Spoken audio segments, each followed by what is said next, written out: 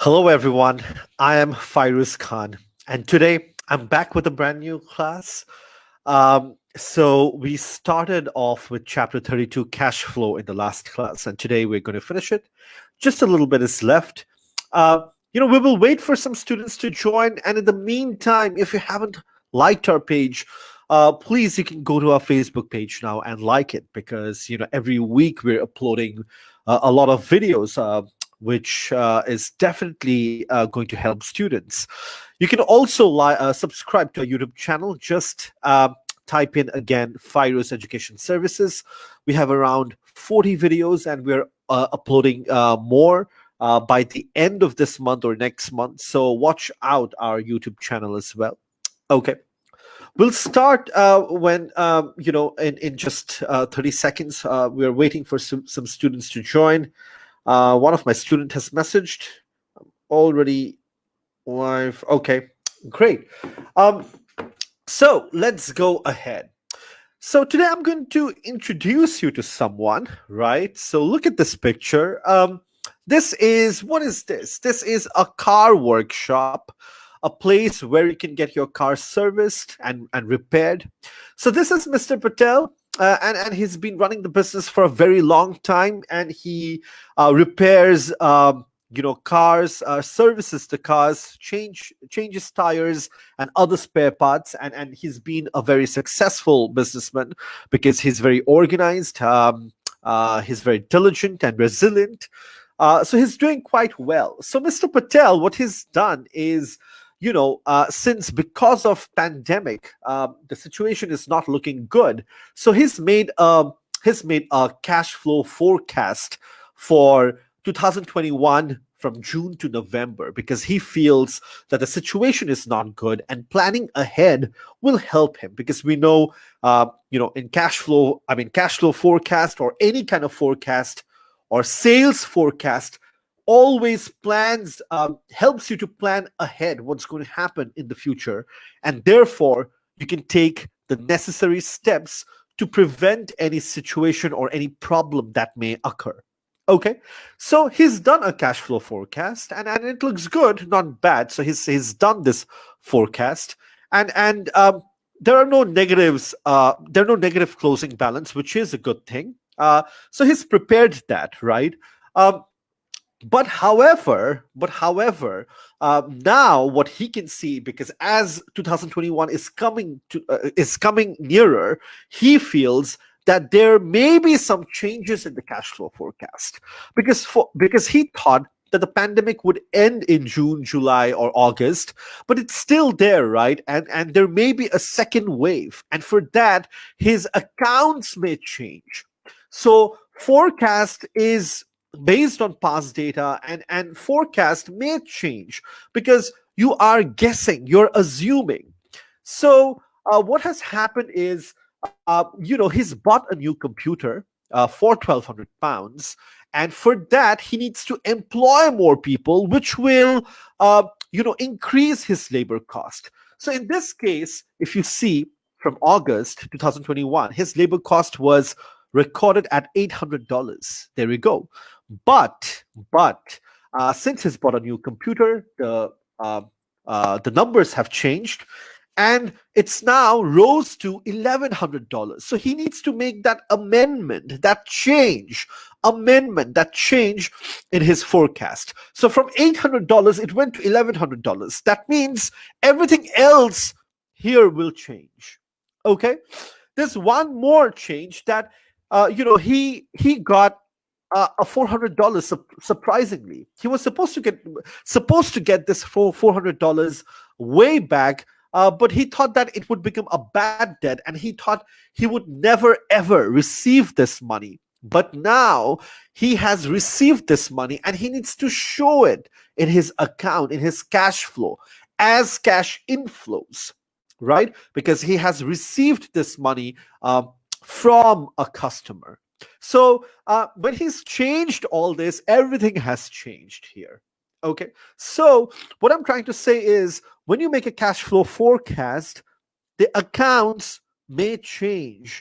Okay. Because let's say you've made the cash flow forecast 6 months back, and now you feel that some things may change because things may not happen the way you've uh, thought it out to be. So things will be different. So yeah, you may have to make that change, and therefore Mr. Patel has also amended his accounts. Why?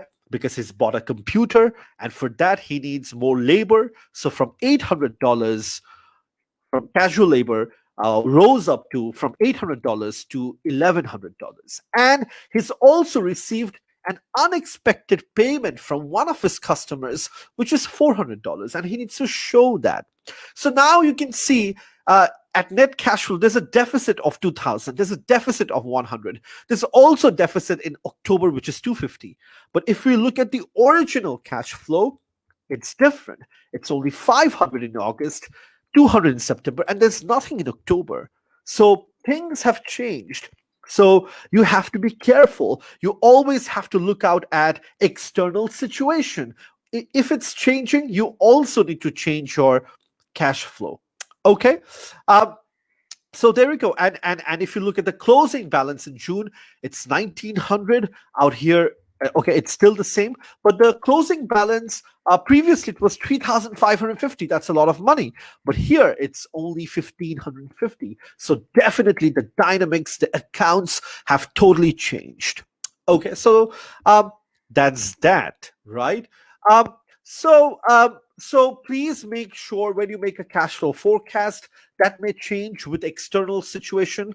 Mr. Patel made it a long back, but when the pandemic happened, things have changed, and therefore he has altered his business. He bought a computer, probably, he needs to do a lot of Zoom meetings and Skype calls, all right, because people may not come in. So that's why he's bought a computer, and his wages also rose. So and there we go. So the uses of cash flow forecast, what are the uses of cash flow? From here, we can see that, it tells us a lot of things. So the uses of cash flow is that it tells you when are you going to make shortages or when you're going to make a lot of surpluses. Out here, I can see that, there'll be a huge shortage in the month of August. So I will prepare myself. Okay, minus 2,000. So what I can do, I can take a bank overdraft, or I can take a small loan from a bank, or I can take a small loan from a family, because out here there may be some problem. Or what we can do to make this positive. There's a minus 100 here. Okay, in September, what can we do to make it positive 100, or nothing, just zero? Do you want to introduce a sale? Do you want to introduce a new service? Or do you want to promote your product or business that will help you to gain more sales? Right? Um, so there you go. So it helps you. It helps you to identify cash shortages. On the other hand, it also helps you to identify surpluses. Like out here, you have positive $1,450, $1,750, $250. Even the closing balances looks good. So when you have more money, you can invest in some other business. You can invest in your current business. You can buy some equipment, or you can build a new factory, or you can build a new product. So it's very important to know when you'll have less cash and when you'll have more cash, because in that way you will plan everything ahead.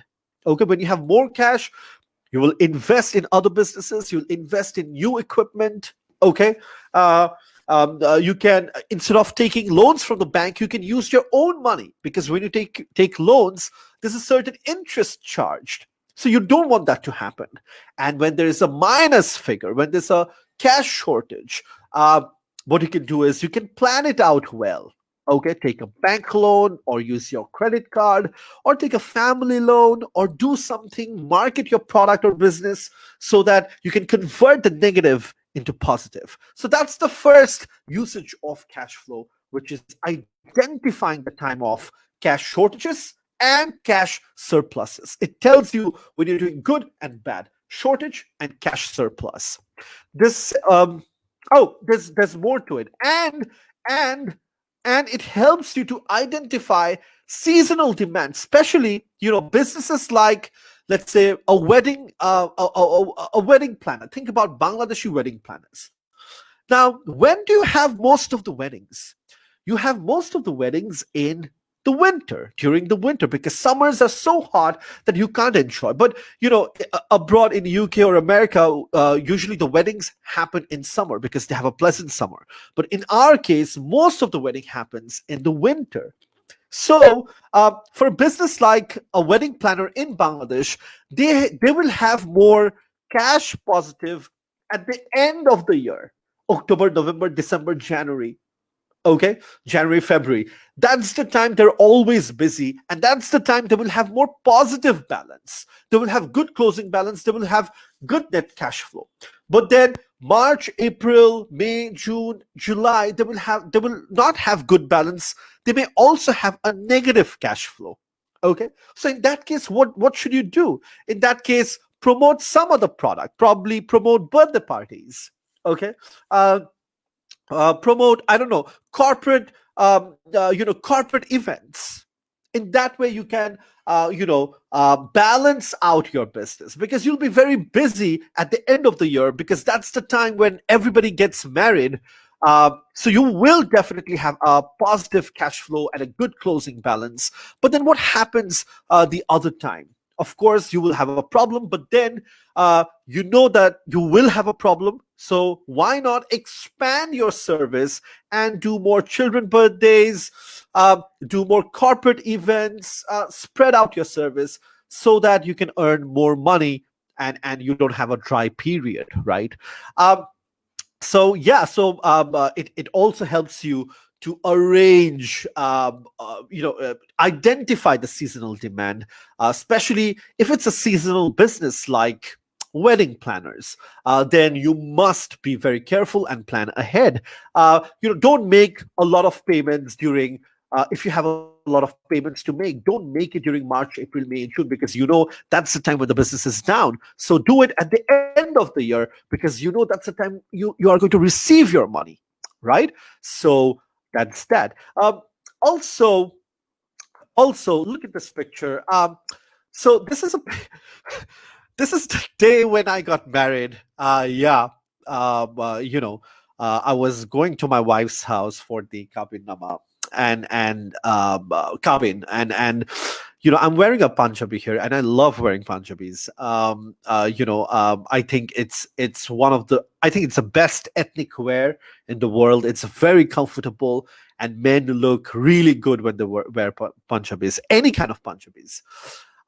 Even if you think about the Punjabi business, um, it's also seasonal, right? There'll be a lot of Punjabis sold during Eid, Qurbani Eid, Ramadan Eid, so Eid ul Fitr and Eid ul Adha.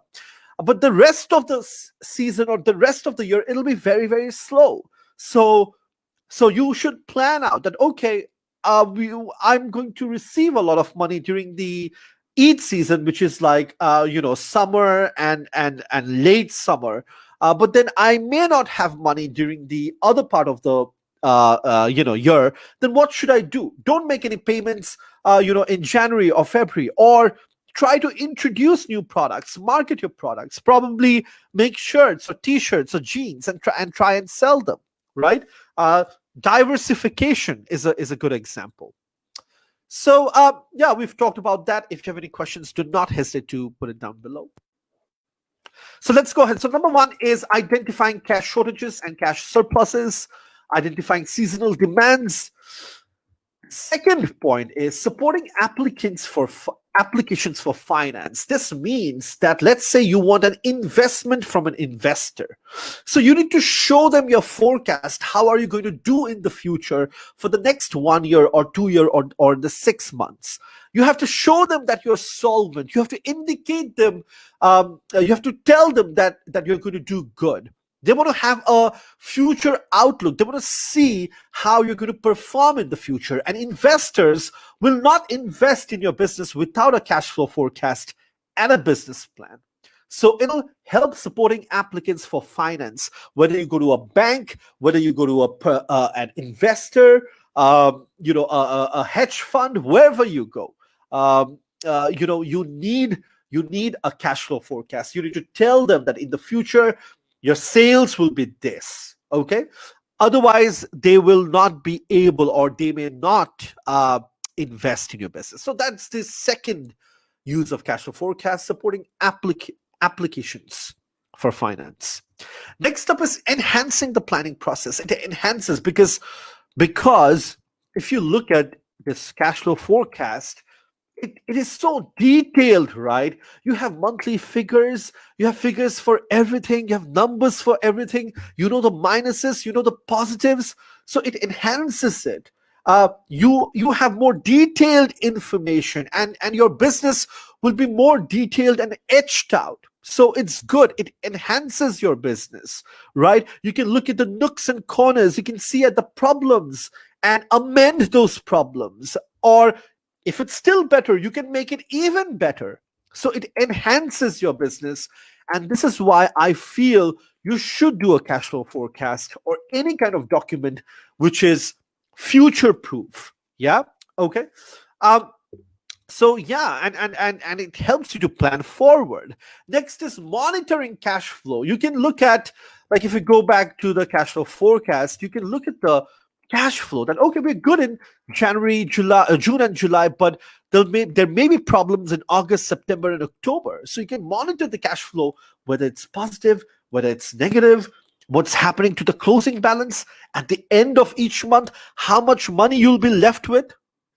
Yes, 1900, 3600, 1600, 1500. So in that way, you can also plan ahead, and it gives you an overall picture, right? So yeah, there you go. Um, Anything else? So yeah, so you can monitor cash flow, you can enhance the planning process, you can support applications for finance, and it tells you about your cash shortages and surpluses, the timing of your cash shortages and surpluses, right? If you have any questions, please do not hesitate to comment down on the comment section. I will take the question for you, right? We're almost done. The class is going great. So, however, there's some limitations. Number one limitations is cash flow forecast. Forecast means you are assuming, you're guessing. You're guessing on what? You're guessing on past data. All this data that you see, that you have etched out, is all based on past data. And past data may not be accurate. Okay, I mean, there's no guarantee that you will be successful, or there's no guarantee that what happened in the past will happen in the future. We don't know that, right? So it's just an estimate. Yes, there's some costs, like fixed costs, like rent. If your rent is 60,000, it will remain 60,000. If your electricity bill is around 10,000 or 12,000 taka, it'll be around that taka, around that amount. But then there are other costs that may change significantly. So your assumption is based on past data, which may completely be wrong in the future. So this is the this is the first negative, or the first limitation, or the biggest limitation that I can see for cash flow forecast, because it's based on past data. It's an estimate, right? It's a prediction, and there's no guarantee that what happened in the past will happen again in the future, right? So that's number one. Number two, there's an external situation. We were talking about Mr. Patel, right? Mr. Patel had to change his accounts because of pandemic. He made a cash flow forecast, but then later he had to change it because of COVID, because of pandemic. So cash flow forecast does not take external forces into account. There may be external forces like pandemic, there may be external forces like government rules and regulation. They may have changed something. Let's say they have increased the wages, minimum wages, salary, or they've increased the tax, and that will affect your cash flow forecast. Exchange rate, competition, consumer taste and trends, quality. There's so many external factors, around 7 to 8 that I've mentioned right now. Nothing is considered in your cash flow forecast. Can you see any provision for external forces like government legislation or laws or competition or technological change or pandemic? No. So it does not take any external factors into account. So that's a big minus. Again, a big limitation. That's number two. Number three, when you do a cash flow forecast, you've seen cash flow forecast, right? It's a big account. You need expert, you need people to help you. You need a lot of resources. You need a lot of time. Just look at this account. Just look at this account. There's so many numbers. You need skilled accountant. You need skilled business managers who will be able to predict the future based on your past data, and you need a lot of time. So just to conclude, if you want to do cash flow forecast, you need to spend a lot of resources. You need people, you need skills, and you also need time. So that is the third disadvantage. Okay. And the cash flow forecast, to finish off, cash flow forecast just focuses on cash flow. There's more than cash flow. There's profit. How much profit you're making? What's the margin? Let's say I've made this in $100 and I have sold it in $400. So my margin is around 300%. That's a lot.